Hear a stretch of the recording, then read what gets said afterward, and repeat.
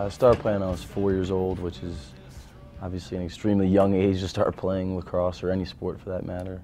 But it's pretty typical up in Baltimore to start when you're really young. And my older brother Patrick started playing when he was 6. So that's how my career got started. This tactile history is only a memory. Practice, as much as I could, pretty much every day in the spring and summer. Always had a stick in my hand, throwing against a wall or shooting on goal or messing around with friends.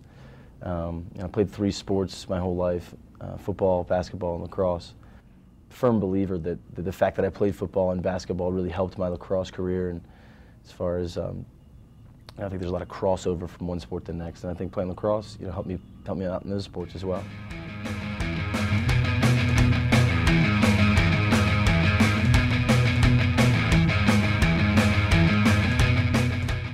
Certainly my oldest brother, Michael, he was really the one that taught me how to play the game.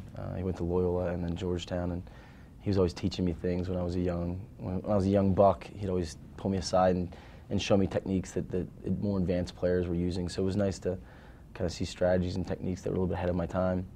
I really got into watching and appreciating John Hess, who played at Princeton, and I think he's the 3rd all-time leading scorer there, and just how he impacted every single possession that they had as far as making sure that everybody was in the right spot and get everybody organized and making the right decisions. And just really, I loved his influence on every possession that they had, and that's always kind of inspired me to do the same thing in my own right. My older brother Michael and John Hess were probably the 2 that shaped my playing career the most.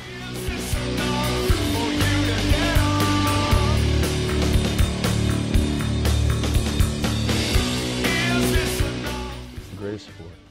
Because anytime the ball's in your stick, you're the quarterback, and it's such a hybrid of so many other sports. You get the hitting of football and the movement and cutting of basketball and soccer, the fluidity of a soccer and a hockey. There's just so much to like about it, and I think what's so cool is no matter what type of athlete you are, you can find a niche for yourself. Whether you're a small, tiny guy like B.J. Prager who finds a niche as a crease guy, or some incredibly athletic deer like Josh Sims who just runs up and down, or a madman, maniac, / hack like Brian Spallina. You can always find something in lacrosse, and I think that's what's so cool about the sport.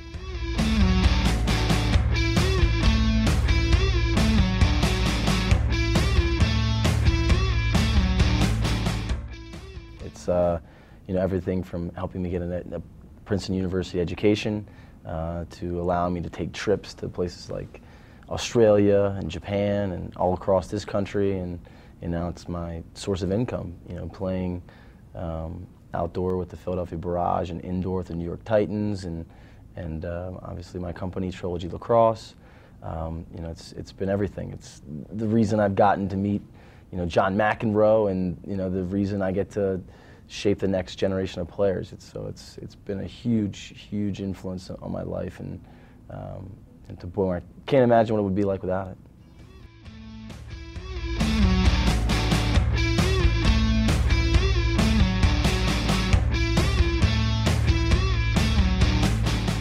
I use the Helix, baby. The Helix, it's strong mesh. Right now I have 2 that I'm kind of in the works with. One was strung by Eric Martin, who plays out in San Fran, and then the other one was strung by Matt Strebel, who plays for Philly. And then I gotta give my shout out to my guy down in Houston, Victor Garza. He's the one who fixed my shooting strings, the stick I'm using tonight, to make sure it works perfectly. The sticks have changed so dramatically as far as the design, the offset, the open sidewall. So as the sticks have developed, obviously the speed of the ball travels much faster, and then the speed of the athlete is kind of caught up with that. So I think it's changed dramatically because of the sticks are allowing us to do things offensively and defensively too. But the sticks are allowing us to do things that have never been possible in the past. And then guys are taking a much more serious approach to training, speed, weight training, and so you're really seeing a lot better athletes now playing than you did maybe back in the day. And the sticks obviously just allow you to shoot the ball so much faster and hold the ball under a little bit better, and maybe do some things a little more creatively, whereas in the past it was a little bit more fundamental.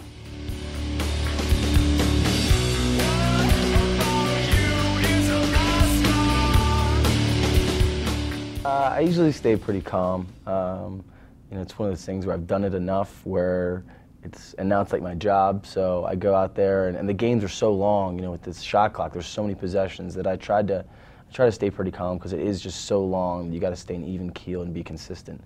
You know, you got to make sure every possession you get off a quality shot. And, you know, I let the emotions kind of get the best of me sometimes, and I ride those emotions, but going into a game, I don't really have much anxiety because it's something I've done, you know, God knows how many times before, maybe thousands and thousands of times, the games that I've played. So yeah, I don't really get, you know, too you know, amped up or anything like that. I stay pretty even keeled.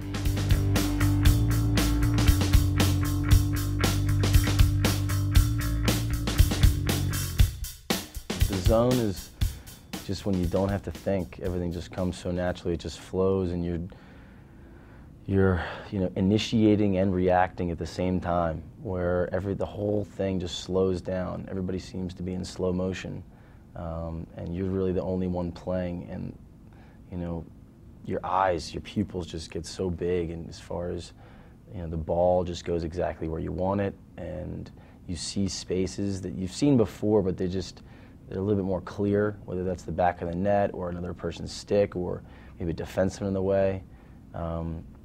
And you know, it's a tough balance as far as trying to seek out the zone, that we're letting the zone come and find you.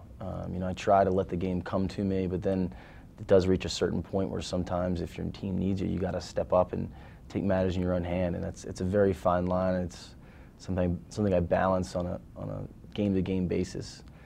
So it's one of life's great mysteries, is how to get in the zone and how to maintain the zone. And because you can be in the zone for a whole game or just a couple minutes or a quarter, but that feeling is just, it's unbelievable. It's like nothing else, and it's you know, it's why I play.